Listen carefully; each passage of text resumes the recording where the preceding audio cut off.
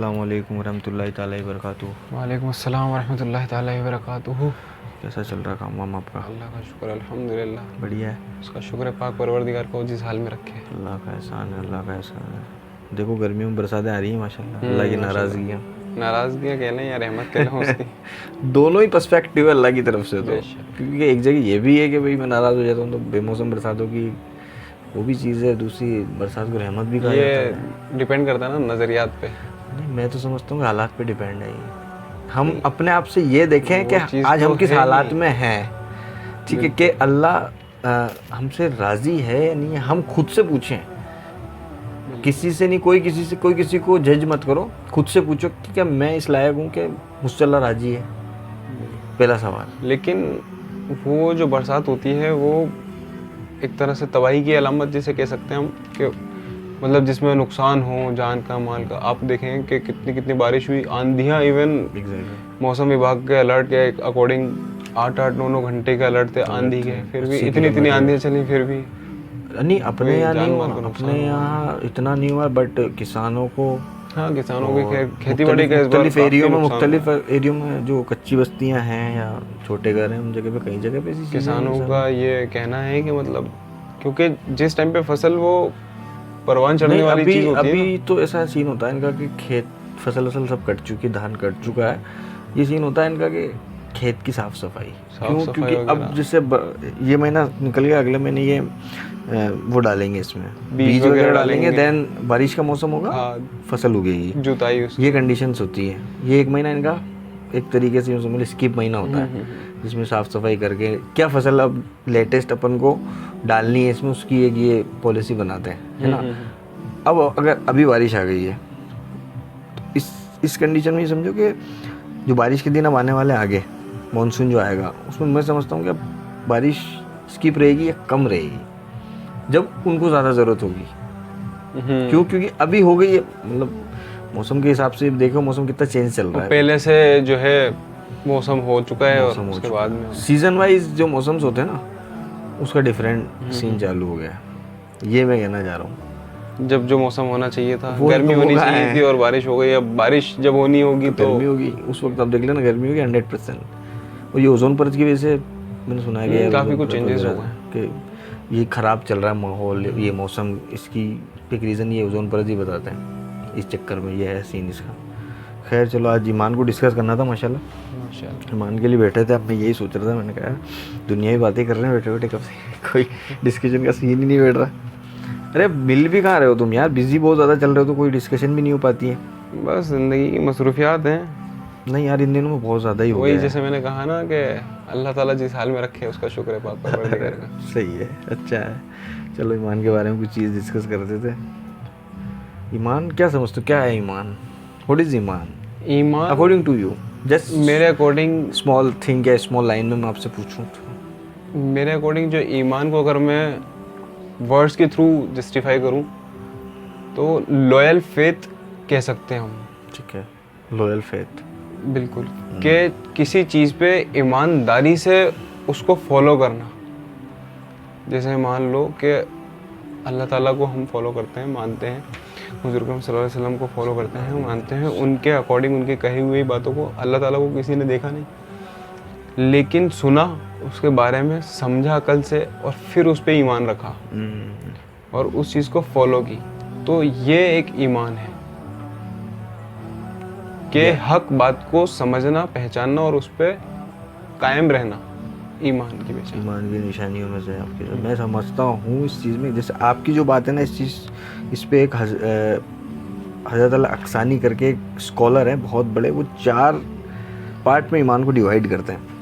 बहुत अच्छी इनकी किताब में ये चीज़ पर। फर्स्ट ऑफ आता है गॉड कॉन्शियसनेस, तकवा, इसको हम कह सकते हैं कि आपका तकवा हो उस टाइप का कि लगे कि ईमान वाला आदमी है ये, तकवा। सेकंड थिंग शेम, हया, ठीक है। आप नबी सल्लल्लाहु अलैहि वसल्लम फरमाते हैं कि जब तुम हया ना करो फिर तुम जो चाहे करो। बिल्कुल सही बात है, मैं एग्जैक्टली यही बात पॉइंट आउट करने वाला। सेकंड, थर्ड चीज़ वो फरमाते हैं ग्रेटिट्यूड करके है कुछ, ग्रेटिट्यूड करके, ग्रेटिट्यूड मीन्स हिंदी में होगा शुक्रगुजारी। ग्रेटिट्यूड है ना, एहसानमंदी, शुक्रगुजारी, के जब आप शुक्रगुजार बनो, ठीक है। चौथी चीज़ वो फरमाते पेशेंस, सब्र। 4 चीज़ों में माशाल्लाह उन्होंने बड़ा अच्छा किताब में बयान करा। अब सब्र भी क्या कि भाई ये नहीं कि सल्लल्लाहु अलैहि वसल्लम फरमाते हैं कि सब्र की सबसे बेहतरीन शक्ल पता है कौन सी है? जब आप पे परेशानी आए और आप सब्र करो उसी वक्त, है ना। से ये नहीं कि परेशानी आई पहले तो अपन ने सारी गिले शिकवे कर लिए, रो लिए अल्लाह को, है ना। जब मौका आया कि अब कुछ हो ही नहीं सकता तो अल्लाह ताला के नाम पे कि भाई मैं तो सब्र कर लूंगा इस सिचुएशन में, क्योंकि जब पता चलेगा कि अब कुछ होना ही नहीं, क्योंकि एग्जैक्टली जो सब्र करना चाहिए वो उस परेशानी की स्टार्टिंग में, बिल्कुल स्टार्टिंग पॉइंट बताया आपने। ये जो तकवे वाली बात कही आपने स्टार्टिंग में, तकवे पे हमने डिस्कस किया था, तो तब भी हमारा इस चीज़ पे डिस्कशन हुआ था और मैंने यही चीज़ डिस्कस की थी कि ईमान और तकवा जो है एक दूसरे के पैरेलल चलते हैं। पैरेलल है, सही। जाहिर सी बात है कि जिसके दिल में ईमान की रोशनी होगी वो तकवा गुजार होगा, और जो तकवा गुजार होगा उसके दिल में बेशक ईमान की रोशनी होगी ही होगी। बिल्कुल। दैट्स व्हाई ही इज और शी इज तकवा गुजार। तो वही के कोशिश यही करें कि परेशानी आई सब्र कर लें। ये ईमान की निशानियां हैं, मतलब ईमान की निशानी में से उसके मतलब प्रोटोकॉल्स के अंदर ये चीज़ें आती हैं, पिलर्स कह सकते हैं या 4 पिलर्स में कहता हूँ उसको, तो ये 4 पिलर्स वही हैं, ठीक है। अब इस्लाम और ईमान में क्या फ़र्क आता है कि इस्लाम जो है वो है अपना एक ज़ाहिरी एतबार, ठीक है ना। इस्लाम को अपन ऐसे करके ज़ाहिरी अमल कह लें, इसका मीन हो गया सलामती। इस्लाम तो देखें ऐसे कह सकते हैं अपन कि जो जितने भी मज़हब हैं, दीन हैं, देखें दीन कई तरीके के होते हैं, जिसको हम मज़हब भी बोलते हैं, धर्म भी बोलते हैं। तो ये दीन जो है एक अरबी का वर्ड कह सकते हैं हम कि दीन जो है अरबी का वर्ड है, एक मज़हब है। इस्लाम जो है एक्चुअली एक दीन है। ऐसे कई दीन जो है वो मौजूद हैं, लेकिन इस्लाम इसको नाम इसलिए दिया क्योंकि ये बेशक सलामती और हक वाला इसका जो मीनिंग है, अगर ट्रांसलेट करते हैं इस्लाम को हिंदी या अरबी के अंदर, उर्दू के अंदर, तो इसका मीन्स आता है सलामती, ठीक है। वैसे ही ईमान का आता है कि अमन और शांति, दोनों डिफरेंट चीज़। वो ज़ाहिरी अमल है और ये अकीदा बातिनी अमल है, अंदर का अमल है, ठीक है। वो अपन ने से अपने आप को एक अनाउंस किया कि I am a Muslim, that is announcement. लेकिन जब वो पता कैसे चलेगा, पता वही मैं चीज़ कह रहा हूँ कि उसका पता कैसे चलना है, वो है ईमान आपका, ठीक है। इस पे फर्स्ट जो चीज़ है माशाल्लाह वो है कि ईमान से जो मुराद है वो है, फर्स्ट इसका लिंग्विस्टिक मीनिंग मैं आपको बताऊँ, सिक्योर फ्रॉम फेयर। हर डर से, जैसे सपोज करें कि कोई डर है आपको, फैक्ट जब आपको अल्लाह कह दे, जब अल्लाह कुरान में कहता भी है कि भाई मैं हूँ, सब्र करो, मैं हूँ, आखिरत, हर चीज़ अल्लाह ताला फरमाता है। और जब अल्लाह आपकी गारंटी ले ले, उसके बाद तो कोई डर है ही नहीं। मुझे बहुत अच्छा सा एक किस्सा याद आया मूसा अलैहिस्सलाम का, जब अल्लाह ताला ने मूसा अलैहिस्सलाम को कोई तूर के पहाड़ में अपने नूर से जो है रोशन होकर के, जलवा अफरोज तो खैर नहीं हुआ अल्लाह ताला कभी भी मूसा अलैहिस्सलाम के सामने जी। तो जब बुलाया या पेशन गोई हुई तो आप गए और कहा, गैप से आवाज़ आती है कि मूसा अपना असा डाल दो, और आपका असा मुबारक जो है वो अजदहे में जो है कन्वर्ट हो गया, वो एक सांप बन गया। और सांप मतलब अजदा मतलब एक खूंखार सांप, एक बड़ी शक्ल में। अल्लाह उनसे पहले सवाल भी तो करता है कि ये क्या है, आप फरमाते कि ये लकड़ी है, फिर मैं इससे ये भी करता हूँ, इससे ये भी करता हूँ। अल्लाह देखते कि इसका ईमान इस लकड़ी पे ना कि मेरे पे, फिर अल्लाह कहते कि इसे आप फेंक दो, फिर वो फेंक दे, वही वाली बता रहे हो ना आप, वो फेंक देते वो आज वो बन जाता है सांप। ये अल्लाह ताला ने कुरान में सूरह तूर में है जिक्र, बस जैतून व तूर सीनीन।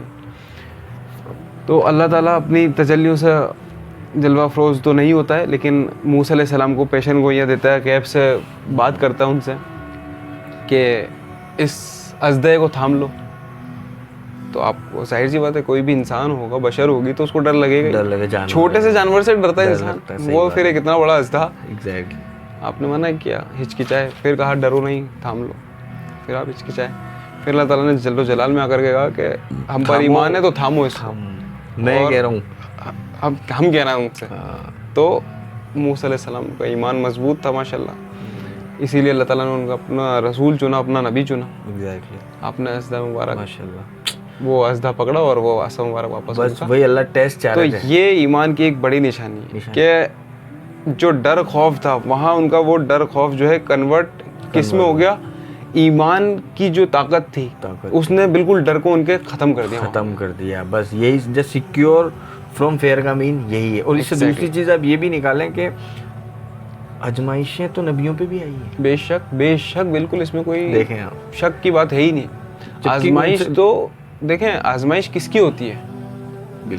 जब आपको कोई चीज़ हासिल करनी होती है या देनी होती है, जाहिर सी बात है। देखें, जो स्कूल लाइफ एग्ज़ाम हम फेस करते हैं, कॉलेज लाइफ में एग्ज़ाम देखते हैं, तो वहाँ हम प्रैक्टिकली फेसेस करते हैं एग्ज़ाम्स को, जबकि एक इंसान की ज़िंदगी में पैदा होने से लेकर और उसके मरने तक एग्जाम उसको एग्ज़ाम्स ही फेस करने हैं। लेकिन हम एग्ज़ाम्स एक्चुअली किसको समझते हैं? जो हमको स्कूल्स या कॉलेजेस में नज़र आते हैं। तो उसके पास करने के बाद में या वो क्लियर करने के बाद में हमको क्या हमारे मन में मंशा होती है कि हमको नेक्स्ट क्लास में मूव करना है, वो नया फेज ऑफ लाइफ हमको देखना है। वो हमारे जो है एक मंशा रहती है, या कह लें कि क्यूरियोसिटी रहती है हमारे मन में कि what is the next, what is the next, आगे क्या सिलेबस क्या है, बुक्स क्या है, ये चीज़ क्या हमें पढ़ना है। तो वो करते करते करते करते यही चीज़ जो है वो हमारी लाइफ पे भी इम्प्लीमेंट करती है।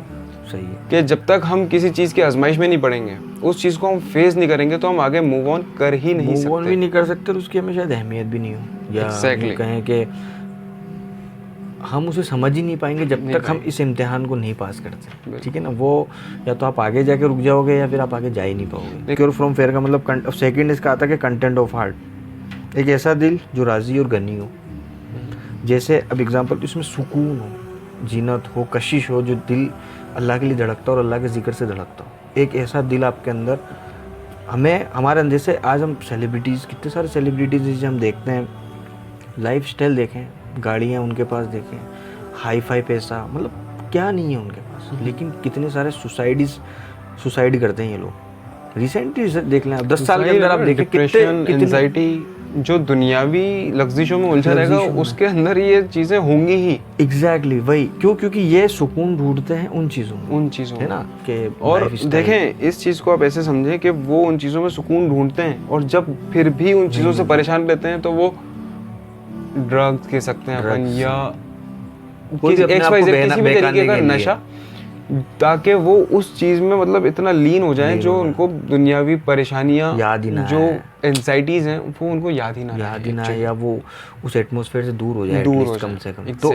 वही, और अल्लाह ने तो हमें माशाल्लाह कितना अच्छा ईमान दिया यार, कि नमाज से लेके, इबादत से लेके, अगर अल्लाह भी कर रहे हो तो आपका जिक्र हो रहा है, और वही दिल कंटेंट ऑफ हार्ट होता है, इसमें अल्लाह का जिक्र। फिर तीसरी चीज़ आती है prosperity and good health. Prosperity से यहाँ पे मुराद है कि दिल की खुशी।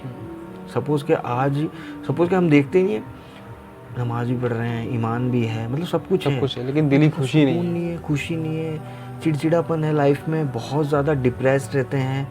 क्यों? ये कमज़ोरियाँ हैं। ये कमज़ोरी देखें वही है, जैसे इससे जस्ट पहले अपन ने एक टॉपिक डिस्कस करा कि दिल में गनी होना, दिल का गनी होना, ये बहुत मैटर करता है। लोग ये समझते हैं कि शायद पैसा दौलत देने से ही जो है वो दिल की गनाइयत जो है, ये दिल का गनी होना जाहिर होता है, आपका गनी होना जाहिर होता है, जबकि मैं समझता हूँ ऐसा कुछ नहीं है। आपकी ज़ात से किसी को क्या फलाह पहुँच रही है, क्या फ़ायदा हासिल हो रहा है, वो चीज़ होती है आपके दिल से गनी होने का मतलब। गनी होना, देखें, पैसे से हर कोई हेल्प कर सकता है, या कह लें कि पैसा वाला जो है वो पैसे से हेल्प कर सकता है आपकी, और मोस्ट ऑफ दी केसेस ऐसा नहीं होता है।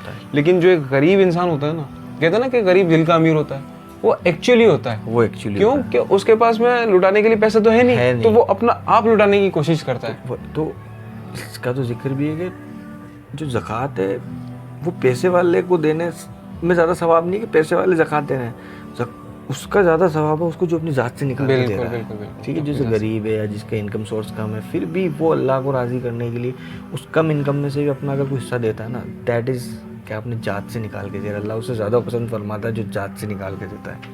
ये वो वाली बात है, क्योंकि उसके पास तो है ही नहीं ना यार, जिसके पास है उसको तो देने में क्या फ़र्क पड़ता है, तो और कमा लेगा या और ले आएगा, उसके पास तो ऑप्शन इतने सारे होंगे, जब उसका इतना सारा है। अब जिसके पास है ही नहीं, उसमें से भी दे रहा है, और कैसे अल्लाह फिर अपने फरिश्तों को कहता है कि ये दौलत बेदीनी या बेदिली लाता है। एग्जैक्टली, दौलत बेदीनी लाता है। ये तो उस बात को तो मैं हमेशा आपसे कहता भी हूँ, दौलत अल्लाह में इतना दौलत मना बनाए कि यार हम बनाए भी तो अल्लाह ताला वो गनी दिल अता करे। वही के और खैर ये बात सही भी है कि जितनी होगी उतना हिसाब भी देना है। ऐसा तो है नहीं कि आपको यहाँ से बच जाओगे वहाँ से कैसे बचोगे।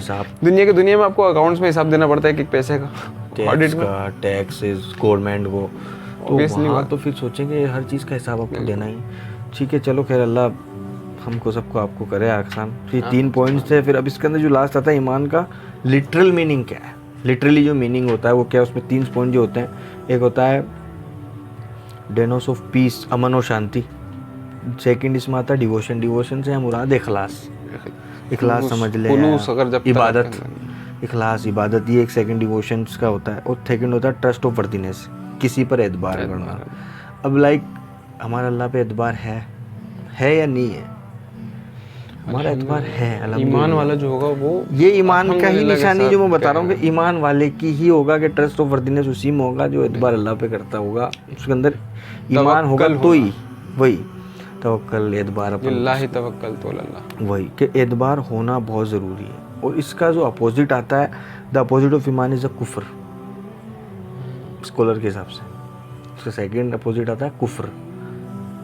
जो ईमान नहीं रखता वो नहीं तो उसमें कुफ्र। बिल्कुल ये देखें आपने थोड़ी देर पहले एक बात कही थी कि जो जिसमें हया नहीं है, जो हया नहीं करता वो फिर कुछ भी करे। बिल्कुल बिल्कुल एग्जैक्टली तुम फरमाया, बिल्कुल सही फरमाया। जाहिर सी बात है जब आपके पास में हया नाम की चीज़ नहीं है ना तो फिर आप कुछ भी करो किसी को कोई फर्क नहीं पड़ता। तुम हया करो फिर, नहीं तो जो चाहे वो करो, जो नबी करीम सल्लल्लाहु अलैहि वसल्लम ने फरमाई। कितनी अच्छी बात है यार, हया से कितनी सारी चीज़ हो नहीं सकती ना। गलत तो छोड़ो सर, शक करना है, शक करना ही कुफ्र वाली बात आप में हमारे में हो जाए कि हम इस चीज़ पर शक भी कर ले। मैं ये कह रहा हूँ कि इन वर्डों को कितना प्यारा आपने फरमाया है, जो हया ना करे दरिया को कूजे में कैद कर देने जैसी बात है कि 2 अल्फाज में बात खत्म।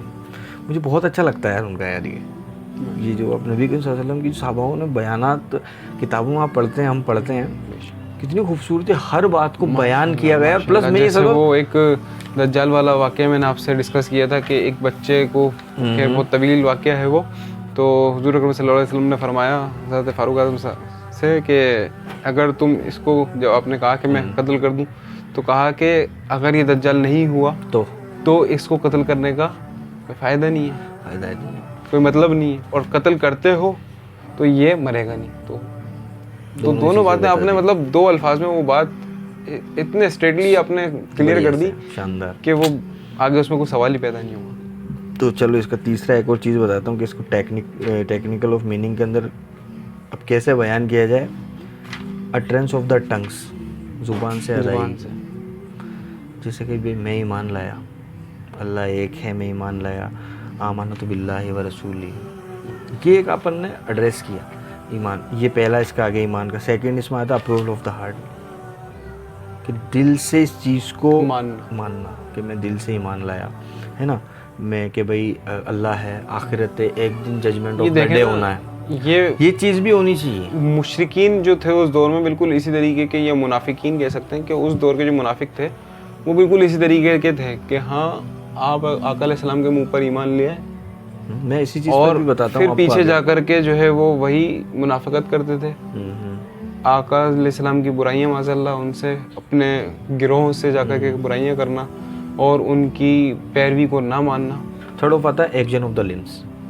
अब एक्शन ऑफ द लिम्स मतलब उस हिसाब से आपको एक्शन भी करना है। अब आप नबी सल्लल्लाहु अलैहि वसल्लम, एक साहबा है, साहबा ने पूछा नबी सल्लल्लाहु अलैहि वसल्लम से कि अल्लाह बेस्ट एक्शन क्या है। आप नबी सल्लल्लाहु अलैहि वसल्लम फरमाते हैं कि वक्त पे नमाज को अदा करना सबसे बेस्ट एक्शन है, कि वक्त पे नमाज को अदा करना। सुभान अल्लाह, मुझे बड़ी अच्छी लगी ये हदीस, मैंने पढ़ी थी जब मैं ईमान पे रिसर्च कर रहा था। तो कहा यार देखो इस बात को भी कितना खूबसूरती से बयान किया आपने, वक्त पे सबसे बेस्ट एक्शंस का मतलब एक्शंस का मीन ये है इसमें कि जुबान से आपने कबूल किया, दिल से आपने मान लिया।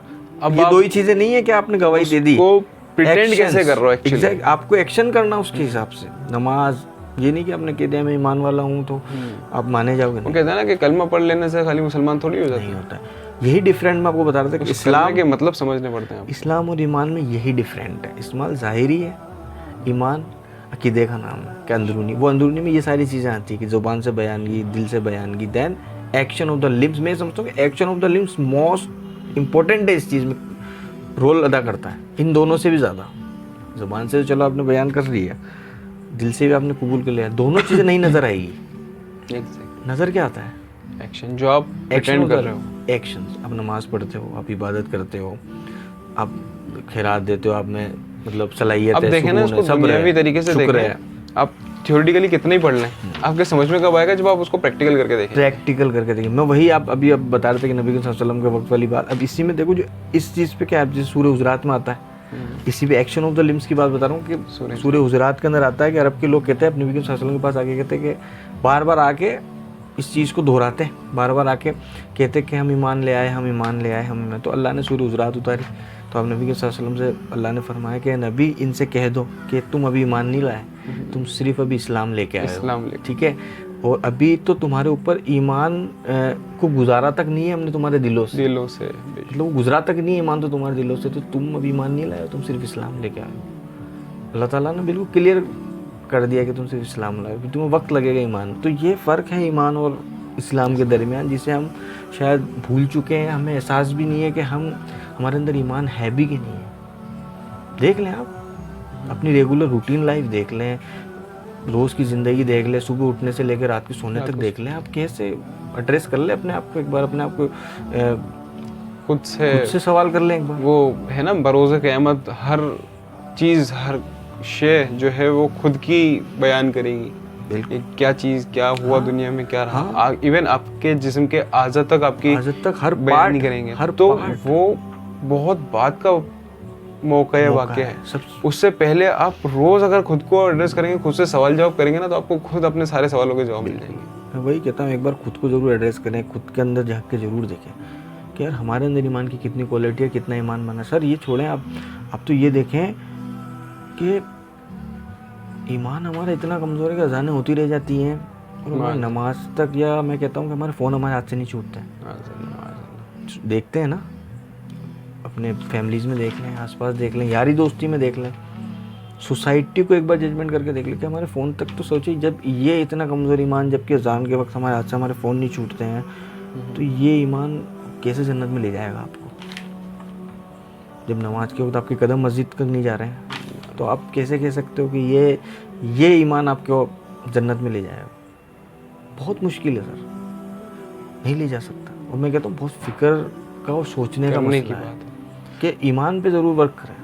सबसे पहले अपना ईमान इस्लाम बनाएं, अपने आप को नमाज से सवाल तो करें यार कि क्या मुझे एक दिन मरना नहीं है, या मुझे एक दिन नहीं जाना, अल्लाह के आगे खड़ा नहीं होना।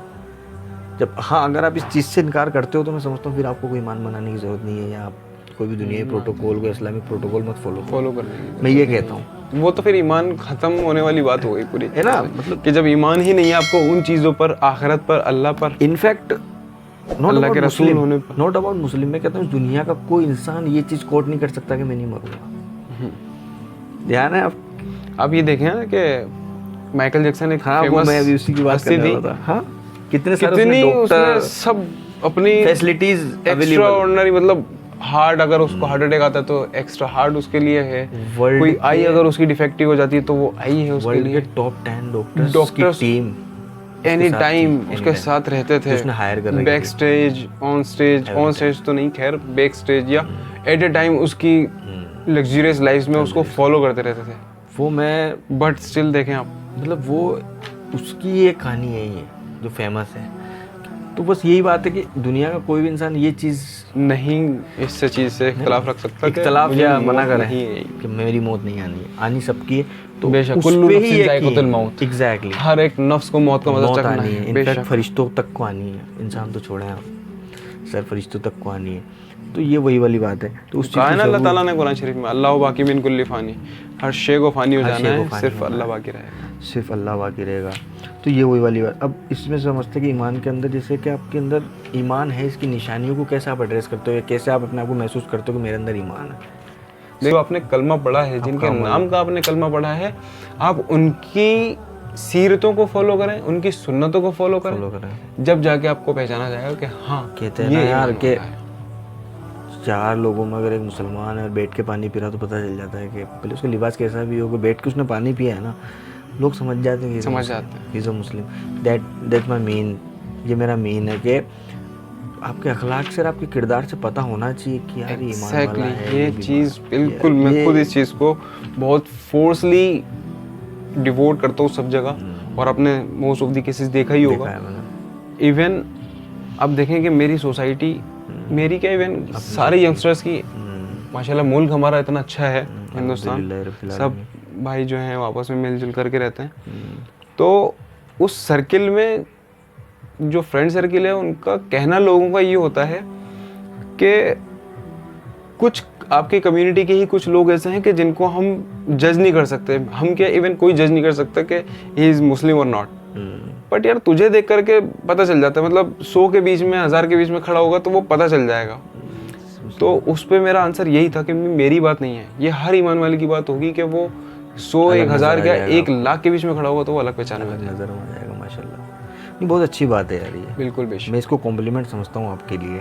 अल्हम्दुलिल्लाह रब्बिल आलमीन। बेशक अल्लाह ताला उसमें इजाफा करे, हमारे ईमान में इजाफा करे, उसमें कुव्वत बख्शे अल्लाह ताला, ईमान पे खात्मा करे हमारा माशाल्लाह, अल्हम्दुलिल्लाह। उससे बस यही दुआ है, क्योंकि देखें शैतान को जो है ये वसवसा डालने में देर नहीं लगती। ये भी एक घमंड की निशानी मैं कहूँगा, हो सकता है कि आ जाए कभी, आज नहीं। आपको देखें ना कि घमंड किसी भी तरीके का हो सकता है, ज़रूरी नहीं कि आप ईमान वाले हो तो आप घमंडी नहीं हो सकते, या बेईमानी नहीं हो सकती आपके दिल में। शैतान हर वसवसा डाल सकता है आपके दिल में। सही बात है। अगर आपको ईमान को लेकर के भी आपके दिल में घमंड आ गया ना, हल्का सा भी, तो वहीं आप ईमान से, और वो अल्लाह की नाराज़गी, डगमगा कर पेश। जो आपकी सबसे बेस्ट एबिलिटी थी वो सबसे बिल्कुल, जिन्नो इंस में फ़र्क क्या था, नीचे आ जाएगी। आप देखें ना, अशरफुल मखलूक़ात अल्लाह ताला ने आदम अलैहिस्सलाम को कह दिया, और जबकि जिन्नात या शैतान कह लें, अज़ाज़ील के नाम से जिसको जाना पहचाना जाता था, कितना इबादत गुजार था वो। उसके मुकाबले में तो फरिश्तों की क्लास लिया करता था। बिल्कुल, फरिश्तों की क्लास में, वो कहते ना कि फरिश्तों का टीचर्स वगैरह। तो क्या था उसके अंदर, एक यही तो घमंड आ गया था कि मैं इससे बेहतर हूँ, मैं इससे ज्यादा इबादत करता हूँ, अल्लाह तेरी, मैं इबादत ज्यादा करता हूँ, मैं इससे पहले बनाया हुआ हूँ, मतलब इससे तूने करोड़ों साल पहले मुझे बनाया, ठीक है, मुझे देखा है, मुझसे तूने सारे काम लिए। मतलब वो एक मैं वाली चीज के, मैं वो कहता ना कि, और देखें मैं अगर अपना ये नजरिया जाहिर करूँ तो ठीक है, गलत वो समझा जा सकता है, लेकिन अब देखें कि उसका कहना ऐसा गलत था क्या, आ जाता है यार। मैं बिल्कुल सपोज करें आज एक बाप के दो, ये एग्जैक्टली मैं वही मिसाल दे रहा हूँ कि एक बाप की 2 औलादें हैं, और वो किसी गैर को बुला के, बाप तो चलो बराबर से ट्रीट करता है सबको, लेकिन उसका कोई एक चहीता होता है, ठीक है, वो बाप की मसले थे। लेकिन वहीं दूसरा कोई बेटा वो बाप से ज्यादा मोहब्बत करता है, फिर उसके दिल में ये रहता है कि यार मैं इसको इतनी मोहब्बत करता हूँ और ये उससे इतनी मोहब्बत करता है। ये तो दुनियावी बात हो गई, क्योंकि इंसानी, आपका भी दिमाग इंसानी है, आप जिसकी बात करो वो भी इंसानी है, यार वो अल्लाह है, बेशक, है ना। उसने मतलब जितना उसका कहा है या जितना उसका पोस्ट है ना, तुम नहीं जानते जो मैं जानता हूँ, है ना, सबसे बड़ा सबसे अव्वल अल्लाह।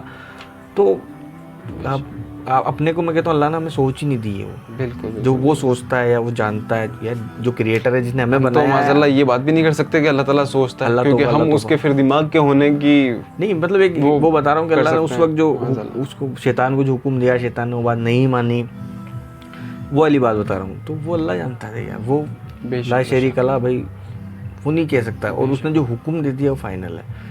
मैं कहता हूँ, मैं तो ये सोचता हूँ कि शैतान की इतनी हिम्मत भी कैसे हो गई कि उसने अल्लाह के हुक्म पे ये, मतलब यही सवाल कैसे कर लिया। एग्जैक्टली मैं वही चीज़ आपको कोट कर रहा था कि मतलब माशाल्लाह मेरा दिल में ऐसी कोई चीज़ नहीं है कि अल्लाह ताला की मसले थे, बेशक उसकी मसले थे, और वो जो करते वही फाइनल। अल्लाह ने कहा कि तुझे सजदा करना तो कर, वही मैं शैतान का पॉइंट ऑफ व्यू एक तनाज़ा रख रहा हूं, देख रहे हैं उस तरफ से, की तरफ से, मतलब एक ये था एक खाली जो हिम्मत कैसे तो वही चीज़ उसके अंदर जो है ना, फिर वो जेलिसी नाम की जो है वो चीज़ उसके अंदर पनप गई कि अच्छा या अल्लाह ताला तूने इसके खातिर मुझे तूने जलील कर दिया, जलालत दी, तो अब मेरे को क़यामत तक मेरा तुझसे वादा है, और कसम भी शैतान ने अल्लाह ताला की खाई, मुझे तेरे जल्लो जलाल की कसम कि मैं इसको क़यामत तक बहकाता रहूँगा, और जो तेरा होगा वो नहीं बेचेगा, जो मेरा होगा वो बेचेगा। वो क़यामत तक आपने वक्त लिया है और वो कर रहा है अपना काम। और देखें अल्हम्दुलिल्लाह। खैर पहले मैंने ये बताऊँ आपको कि इसकी ईमान की निशानियों की एक सबसे बड़ी निशानी कि अल्लाह के जिक्र में, जब अल्लाह का कहीं भी जिक्र हो रहा हो तो आपको मन लगे वहाँ पे। ये ईमान की बड़ी निशानी समझता हूँ यार मैं, एक्चुअली यार। आज देखें कि मस्जिद है अपनी, मस्जिद में कोई अमल की बात हो रही है, जब बाहर अपन किसी को बुलाने जाते हैं तो कई लोग बहाने बना के नहीं जाते हैं, या बीच तकरीर में से उठ के चले जाते हैं ना। नमाजी होने के बावजूद कितनी कमजोरी है, बिल्कुल मन नहीं लग रहा है। ये बिल्कुल वही वाली बात है कि आप मुसलमान हो लेकिन ईमान की कमी है। मैं उन्हीं चीज़ों के बारे में बता रहा हूँ कि मस्जिद में आ रहे हैं, बैठ रहे हैं, सब कुछ कर रहे हैं। इनफैक्ट कोई भी, मैं भी हूँ, आप भी हूँ, मैं सबकी कहता हूँ। कई बार अपनी भी ऐसे हालात हो जाते हैं कि यार कोई काम है या व्हाटएवर कुछ भी, कि अल्लाह की कोई बात चल रही है और हम उठ के चले गए, कोई भी उठ के चला गया। तो ये देखिए कि नमाज में आ रहे हैं फिर भी ईमान की कितनी कमजोरी है कि वहाँ बैठ ही नहीं पा रहे हो। अल्लाह की वजह की ये होता है, सवाब ये होता है कि ढूंढते थे कि अल्लाह की बात हो रही है और हम बैठ जाएं। और अल्लाह ताला है ना कि माशाल्लाह कितना अच्छा और कितना लज्जतदार टॉपिक कह लें या जिक्र कह लें, अल्लाह ताला का जो जिक्र है इतना लज्जत वाला होता है माशाल्लाह। और अल्लाह ताला बस अपने जिक्र से रोशन रखे हमारी ज़बानों को। बिल्कुल सही। अल्लाह ताला फरमा भी तो रहा है कुरान में, वज़कुरूनी वज़कुरूली, है ना, कौन सी याद भूल गए आप?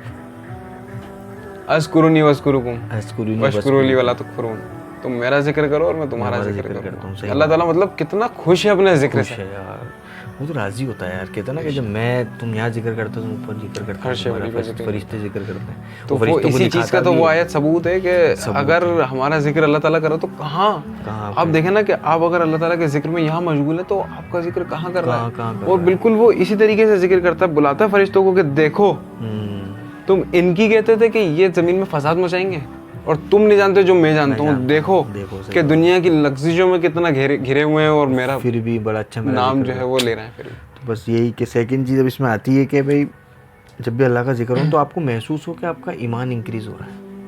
ये एक निशानी। दूसरी निशानी आप फरमाते हैं कि दूसरी निशानी, तीसरी, अल्लाह के जिक्र में मन आपका लगना चाहिए कि कहीं भी किसी भी जगह पे यार अल्लाह की कोई बाजे बल्ले से अजान नहीं हो रही हो। यार कितनी वो है कि अजान तक नहीं सुनते हैं। होता है ना यार, हम खुद भी देख लें कई जगह बातों में या बहुत जगहों पे ऐसी, यार मैं कुछ समझता हूँ कि हमारे अंदर कितनी कमजोरियाँ हैं अभी। हम खुद इस चीज़ को एड्रेस नहीं कर सकते, कोट बिल्कुल नहीं कर सकते, हम लोगों ने शॉर्ट ही नहीं ले सकते। पहले इस चीज़ पे डिस्कस की थी कि पहले के लोगों में इतनी अवेयरनेस नहीं थी, लेकिन उनके ईमान देखें आप। अजान हुई, सर से दुपट्टे हो गए, चुप हो गए। टीवी वगैरह तो खैर नहीं होते थे, बच्चे कुछ बोल रहे हैं तो इसको चुप कराओ या साइलेंट हो गए। साइलेंट बिल्कुल एक माहौल, ऐसा एक ऐसा एनवायरनमेंट क्रिएट कर दिया जाता था उस टाइम पे कि अजान हो रही है। सही बात है यार। तो और आज के डेट में मतलब जितना अवेयर है मुसलमान या यूथ उतना ही ज़्यादा लाइटली ले रहा है। सही नहीं बिल्कुल यार। फिर तीसरा इसमें आ जाता है कि अल्लाह की राह में दिल से खर्च करना, अपनी जात से निकाल के। ईमान की सबसे बड़ी निशानी सब जगह ये जिक्र कर रहा है कुरान में। देखें जितनी जगह अल्लाह ताला ने नमाज का जिक्र किया है उतनी ही जगह पे मोस्ट ऑफ दी प्लेसेस पे अल्लाह ताला ने कुरान शरीफ में यही जिक्र किया है ज़कात का। ये सब पे जात से निकाल के देने का मतलब सिर्फ पैसा ही नहीं है। ये चीज़ जात से निकाल के देने का मतलब सिर्फ पैसा ही नहीं होता। जात से निकाल कर बहुत कुछ दे। देखें जिस इंसान के पास वक्त की कमी है वो अपना वक्त निकाल करके किसी को दे, ये वाली बात है देना। किसी के पास पैसे ही वो अपनी जात से निकाल के पैसा दे, ये है देना। खाना पीना, बहुत सारी चीज़ें ऐसी बहुत सारी चीज़ें जिससे किसी की ज़रूरत पूरी हो सकती है। उस चीज़ से अल्लाह ताला राज़ी होता है। और लोग समझते हैं कि भाई ये खाली पैसा देने से ही जो है वो अल्लाह ताला राज़ी होता है। पैसा ही नहीं है, वक्त भी एक है।